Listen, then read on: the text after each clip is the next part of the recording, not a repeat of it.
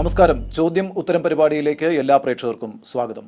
ചോദ്യം ഉത്തരം പരിപാടിയിലെ ഇന്നത്തെ നമ്മുടെ അതിഥി BJPയുടെ അഖിലേന്ത്യാ അധ്യക്ഷൻ Shri Amit Shah. Welcome sir. When your government is entering fourth year, the country is witnessing a social tension because of the new government ordinance regarding the cattle slaughter. Don't you think that it was an untimely move? Because you're facing an allegation that the government is trying to divide the country, divide the people based on their food habits. देखिए, तो देखने का एक नज़रिया है.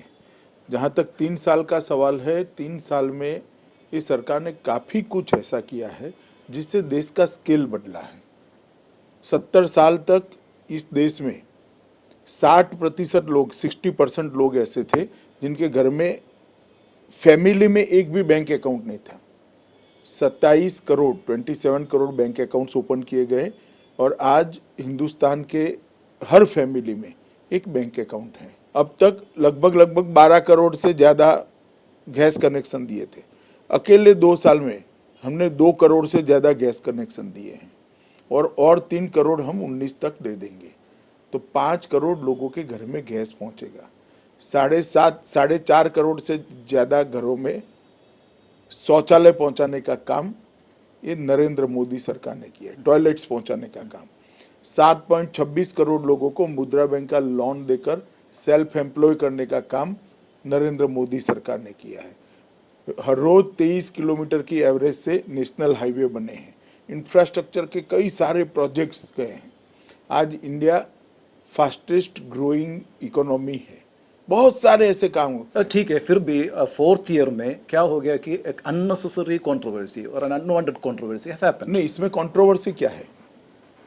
Most of the people are worried because they cannot take their cattle to the animal market for slaughter purpose.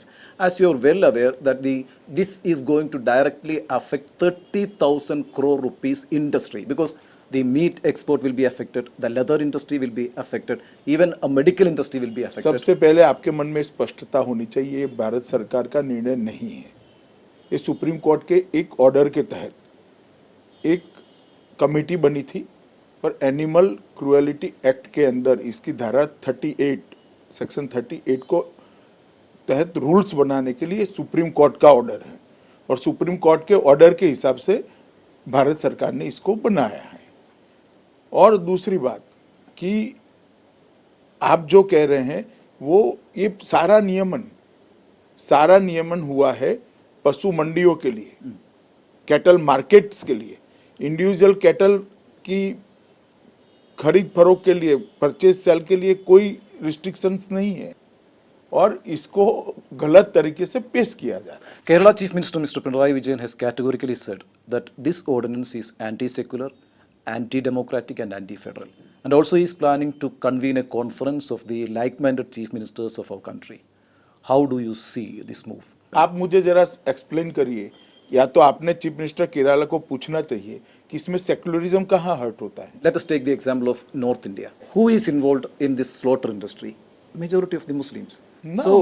When you are imposing such ये a law, आपका interpretation नहीं, ठीक नहीं है. ये स्लॉटर इंडस्ट्री के लिए नहीं है, एनिमल क्रूएलिटी एक्ट को इम्प्रूव करने के लिए. You might have heard that a lot of beef festivals are going on in Kerala nowadays, and the government is planning to convene a special session of assembly to register their protest against this new ordinance. Kerala assembly का अधिकार है, वो कर सकते हैं. See, you want to expand in Kerala, you want to establish in northeastern states, and you are well aware that without the support of the minority communities, you cannot achieve these goals. So ban on beef will not help to get the support of the minority communities. पहले आप ये दिमाग में से निकाल दीजिए, इसका minority से कोई लेन देन नहीं. इसमें ऊंट को भी, कैमल को भी इंक्लूड किया है, बफेलो को भी इंक्लूड किया है. आप कैसे बीफ के साथ जोड़ सकते हो? गाय मांस के साथ नहीं जोड़ सकते हो. इसके ये सारे पशुओं के लिए है. So you will not ban beef eating. मैंने ऐसा नहीं कहा कि हम नहीं करेंगे, मगर हर एक राज्य की असेंबली ने अपने तरीके से कानून बनाए हैं. गुजरात में है, महाराष्ट्र में है, कुछ लोगों ने बनाए, कुछ लोगों ने नहीं बनाए, नॉर्थ ईस्ट ने नहीं बनाए. वो असेंबली का प्रिरोगेटिव है कि बनाना या नहीं बनाना कानून. No, that's what Pinarayi Vijayan is saying. The chief minister is alleging that this new ordinance is anti-federal, anti-democratic and anti-secular. Anti federal किसी भी हिसाब से नहीं हो सकता, क्योंकि ये जो एनिमल क्रुएलिटी एक्ट है वो भारत सरकार का एक्ट है, इसके रूल्स बनाए हैं।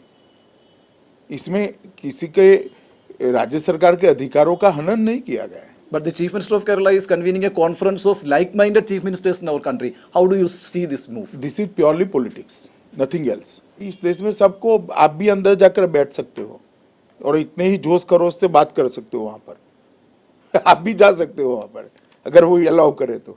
हर कोई को अलाउ है, you can go there. You have established the NDA in Kerala and you have won one assembly seat for the first time in Kerala. So the first move is a success. How you can take forward this front and what is your plan for Kerala? एक assembly seat का सवाल नहीं है। NDA ने 15% vote प्राप्त की है। 15% vote बहुत बड़ा बेस होता है किसी भी विक्ट्री के लिए, इलेक्टोरल विक्ट्री के लिए बहुत बड़ा बेस होता है। और मैं मानता हूं कि आने वाले दिनों में जिस प्रकार से केरल में लेफ्ट लेड गवर्नमेंट हिंसा कर रही है, एक के बाद एक भाजपा और आरएसएस के कार्यकर्ताओं की हत्या होती है, मैं मानता हूं कि ये सरकार का यहीं पर अंत होने वाला है और एनडीए एक्सपांड करेगा। इन 2019 हम मानते हैं कि ज़्यादातर लोकसभा की सीट केरल में एनडीए जीतेगा। You have rightly said that you have got 15% vote. This is not enough to get a seat in Kerala. You have well aware शायद of that. आपके देश के आंकड़ों का अभ्यास नहीं है। हम गुजरात में पहली बार सत्ता में आए, उसके अगले चुनाव में 11% वोट थे। महाराष्ट्र में पहली बार सत्ता में आए, उसके अगले चुनाव में 9% वोट थे। यूपी में अभी सत्ता पे आए, लास्ट टाइम हमारे 17% वोट थे। 15% को आप अंडर एस्टिमेट कर रहे हो और शायद आपका आंकड़ों का अभ्यास भी ठीक नहीं है। अगली बार सरकार बनाने के लिए 15% बहुत होता है। And you are expecting that the minority communities will also join with NDA. 100%। How can you be so confident? मेरे कॉन्फिडेंस का कारण मेरी कैडर है। जिस प्रकार से मेरी कैडर का एक्सपांसन हो रहा है, मैं मानता हूं कि, और पार्टियां भी जुड़ रही है हमारे साथ, बहुत सारी पार्टियां भी केरल में जुड़ी है, मैं मानता हूं कि अगला चुनाव हम जीतेंगे। You have already started discussions with the Christian religious leaders. Are you happy with the discussions? कोई पॉलिटिकल एजेंडा नहीं था, उन्होंने केरल के समाज जीवन के लिए मेरे साथ कुछ मुद्दे उठाए और मैंने सरकार ने जो किया है उससे उनको इन्फॉर्म किया।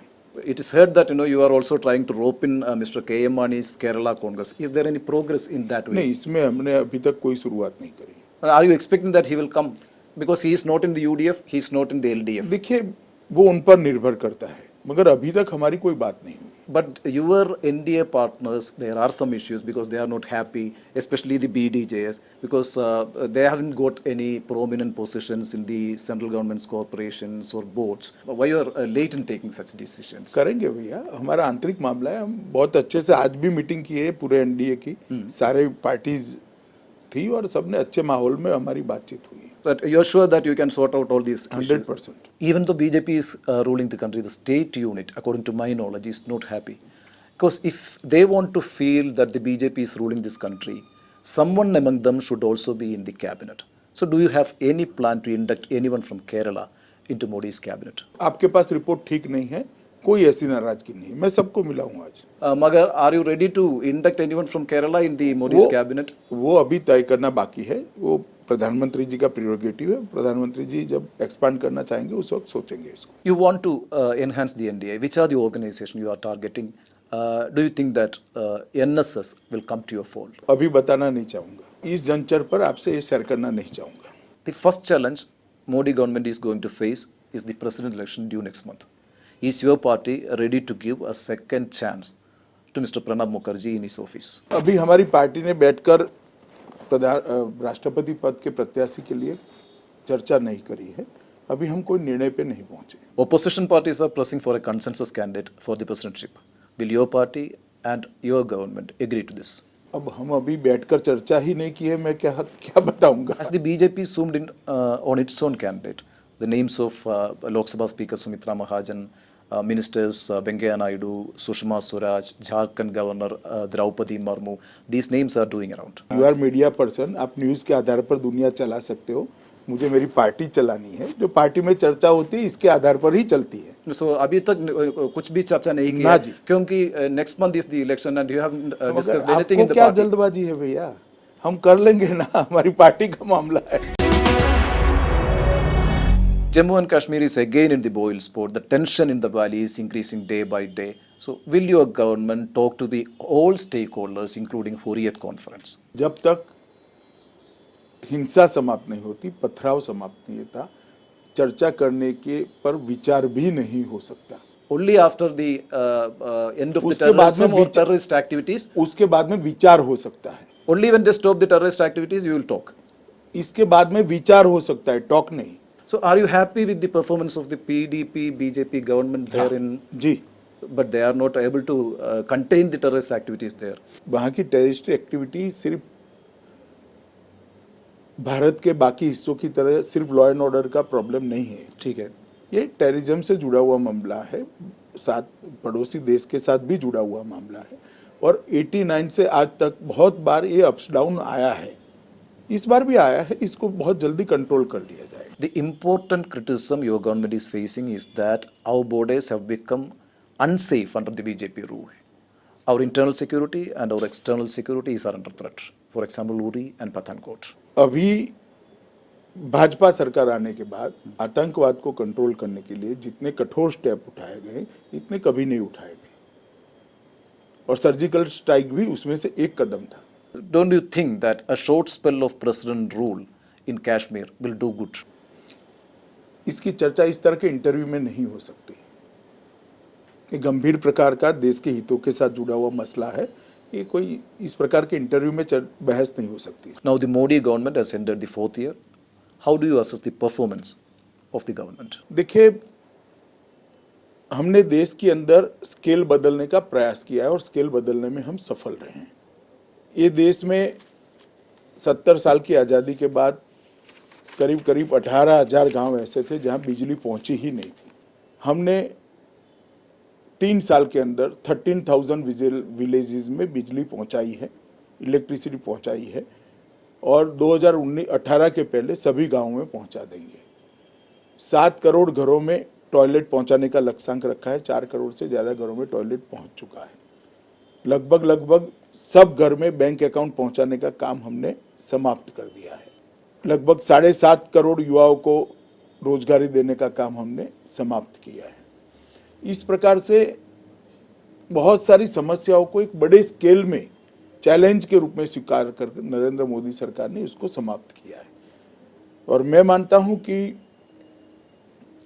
हर राज्य सरकार को जो मदद पहले मिलती थी उसमें हमने बहुत बड़ी बढ़ोतरी की है।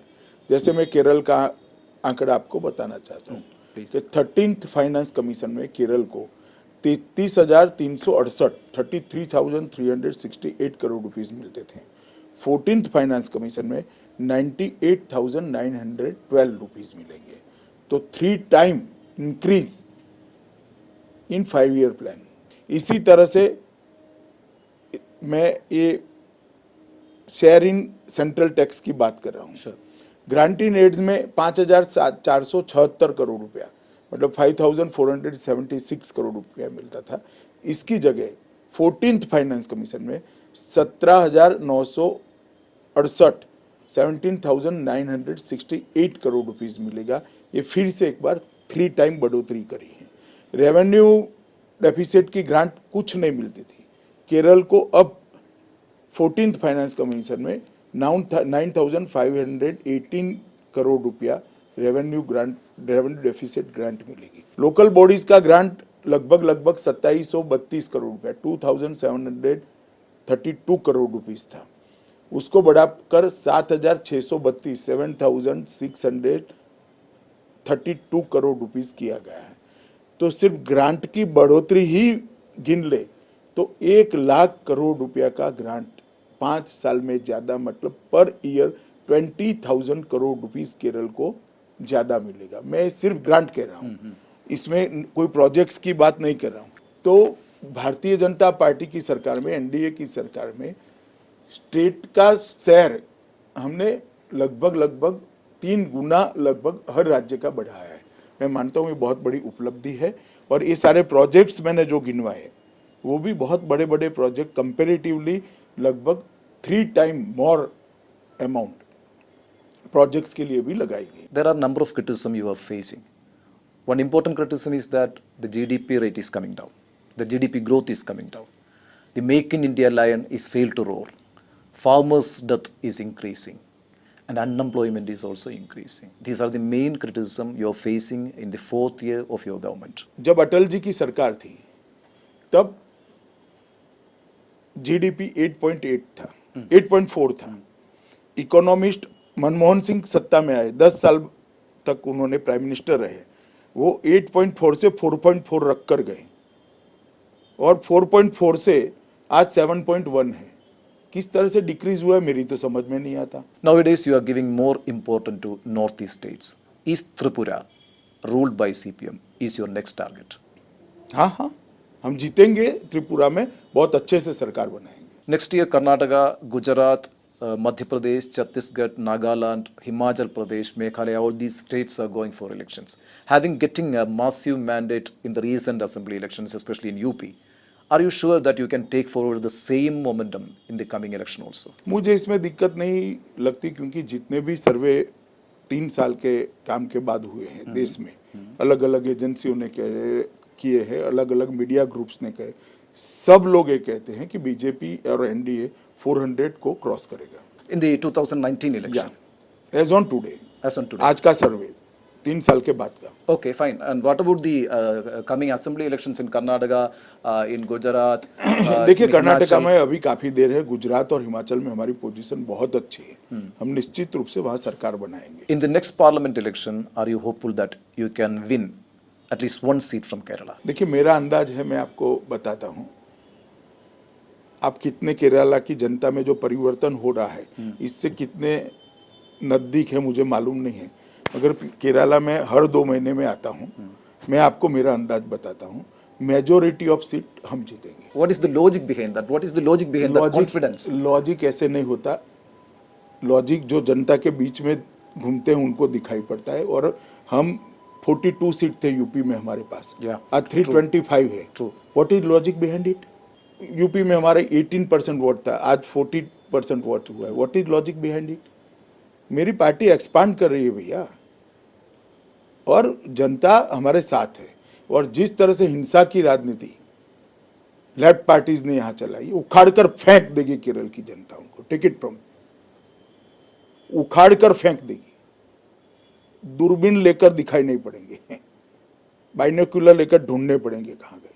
कोई भी जनता हिंसा की पॉलिटिक्स को सहन नहीं करता, और इसी कारण दुनिया भर से लेफ्टिस्ट धीरे धीरे धीरे मार्जिनलाइज हो गए, यहाँ पर भी हो गए।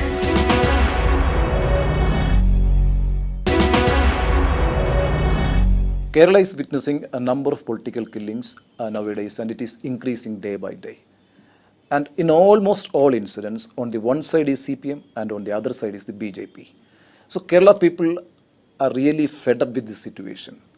And all killings are happening as a retaliation, and which is endless.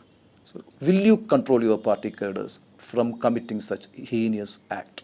How you can compare CPM with BJP? What type of comparison you are doing?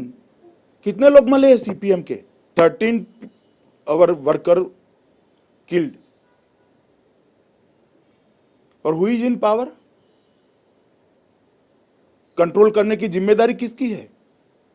मुख्यमंत्री के जिले में ही होता है, इसकी कॉन्स्टिट्यूंसी में होता है, in his home district, in his home constituency, everyday killing taking place.